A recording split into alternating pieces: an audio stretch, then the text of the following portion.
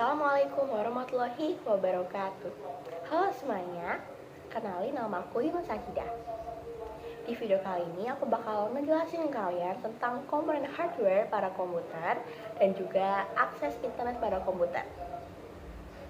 Teman-teman pasti pada nggak asing kan tentang hardware dan juga tentang internet, komputer, jaringan, itu pasti udah nggak asing bagi teman-teman semua. Karena apa? Karena setiap hari kita sudah melakukan prakteknya. Kita udah mengakses internet, udah menggunakan hardware dan segala macam. Oke, jadi yang pertama ke hardware dulu ya. Hardware itu kata lain atau bahasa Inggris dari perangkat keras. Hardware juga sama dengan software. Kalau soft itu kan berarti lunak. Berarti software itu perangkat lunak. Sedangkan hardware itu perangkat keras. Jadi itu bedanya. Kalau hard itu keras, soft itu lembut atau lunak. Jadi kalau software itu komponen di dalam komputer, sedangkan hardware itu komponen di luar komputer.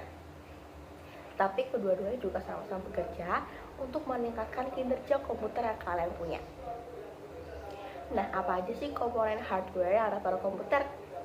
Oke, aku juga bakal jelasin satu persatu tentang komponen hardware pada komputer. Jadi jangan skip-skip ya videonya. Nah, yang pertama ada mainboard atau motherboard. Motherboard ini berfungsi untuk memindahkan data antar komponen, menghubungkan CPU ke memory, dan juga memberikan perintah dari CPU ke komputer lainnya. Itu dia fungsi dari motherboard. Yang kedua, ada prosesor atau CPU. Nah, CPU ini sendiri berfungsi untuk menjalankan instruksi komputer. Jadi, instruksi yang ada di komputer akan dijalankan oleh CPU, seperti pengolahan data, pemutaran data, penjalanan program, itu yang dijalankan oleh CPU atau prosesor ini. Yang ketiga, ada hard disk. Di hard disk ini, seperti yang kalian tahu, kita bisa menyimpan seluruh data, file, dan juga dokumen virtual seperti doc, PDF, MP3, dan segala macam ada di hard disk yang ketiga. Yang keempat ada RAM atau Random Access Memory.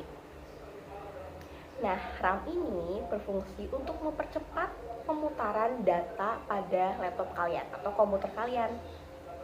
Jadi, RAM ini juga bisa dikatakan sangat berpengaruh atau sangat mempengaruhi kinerja dari komputer kalian. Kenapa sih kok bisa gitu? Nah, karena semakin besar, semakin tinggi RAM yang ada di pada komputer kalian, maka bisa mempercepat pengolahan data, kemudian perjalanan program. Pokoknya kinerja laptop kalian bakal lebih cepat, lebih gesit, lebih cekatan jika RAM-nya itu semakin besar.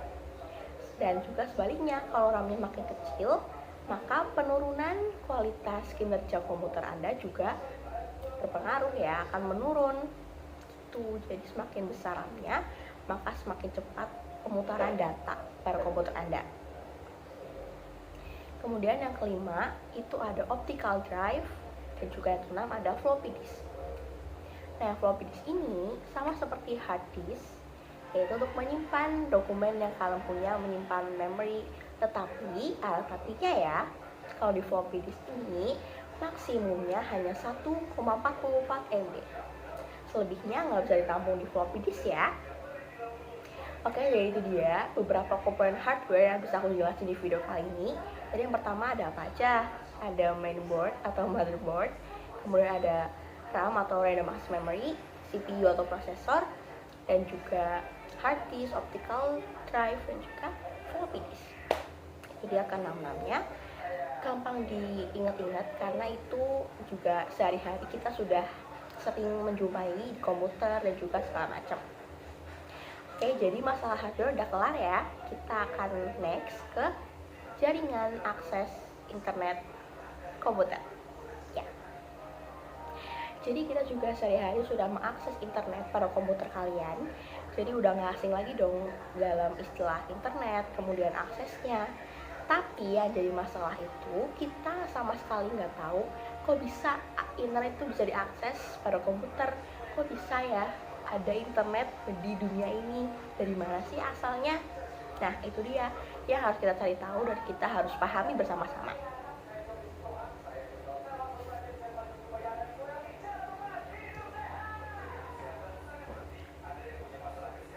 Nah, internet ini memanfaatkan alamat IP yang dihubungkan dan menjadi penghubung antara server-server di seluruh dunia.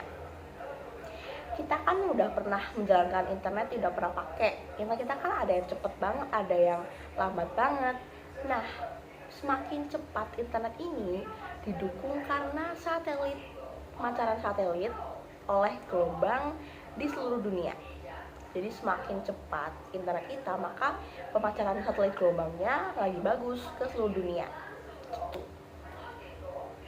Nah, itu dia. Kalau internet kan memanfaatkan IP yang ada. Nah, kalau kita gimana nih? Oke, jadi untuk bisa mengakses internet, kita bisa membeli paket internet ke perusahaan ISP atau Internet Server Provider. Kemudian dari ISP ini akan memberikan IP ke perangkat Anda, akan menghubungkan IP ke perangkat Anda.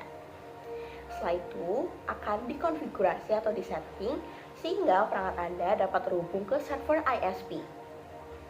Nah, maka dari itu kita sudah bisa terhubung dan bisa mendapatkan internet serta mengakses internet pada komputer atau HP atau gadget lainnya. Jadi yang pertama ISP, kita harus membeli paket internet pada perusahaan ISP atau Internet Server Provider. Yang kedua, ISP-nya akan memberikan IP ke perangkat kita dan akan disetting atau dikonfigurasi sehingga perangkat kita itu bisa terhubung oleh ISP server ini. Setelah itu bisa diakses dan kita bisa memanfaatkan internet yang ada. Biasanya ISP yang diberikan ini akan disambungkan pada kabel telepon atau fiber optik yang terkubur ataupun terpasang pada tiang. Nah, setelah kita bisa mengakses internet itu, maka kita kan bisa bebas membuka segala macam website seperti detik.com, kemudian ke Facebook, buka Instagram, pokoknya bisa YouTube, mengakses semua berbagai sumber informasi yang ada pada komputer, HP. Itu karena apa sih? Karena ada DNS atau Domain Name System. Dengan adanya Domain Name System ini, kita bisa mengakses berbagai website, berbagai informasi gitu. Jadi cara akses internetnya dari awal itu karena IP. Karena internet ini ada IP yang dipancarkan oleh gelombang satelit. Kemudian kita membeli internet pada perusahaan ISP atau Internet Server Provider, dan ISP ini memberikan IP ke perangkat kita, kemudian disetting atau dikonfigurasi sehingga perangkat kita dapat terhubung ke server ISP, ya. Dan juga ISP ini bisa memberikan internet serta kita bisa mengakses seluruh informasi dan juga internet yang ada pada komputer kita. Jadi kita bisa menggunakan internet di komputer kita secara bebas. Itu juga ada sistem DNS atau Domain Name System yang bisa berfungsi dan berguna, bisa kita gunakan untuk membuka berbagai website, berbagai aplikasi gitu. Oke, itu dia penjelasan dari komponen hardware dan juga akses internet dari saya.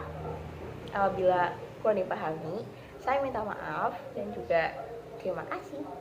Jadi hardware-nya ada mainboard atau motherboard, terus ada random access memory, hard disk, optical drive, floppy disk. Cara akses internet itu internet memanfaatkan IP, alamat IP yang dipancarkan oleh satelit gelombang. Kemudian kita membeli internet pada perusahaan ISP atau Internet Server Provider. Kemudian dari ISP memberikan IP ke perangkat kita, kemudian disetting dan dikonfigurasi sehingga perangkat kita bisa terhubung ke server ISP dan kita bisa mengakses internet. Gitu. Itu dia langkah-langkah dari awal sampai akhir kita bisa mengakses internet. Sekian dari saya, sampai jumpa dan terima kasih.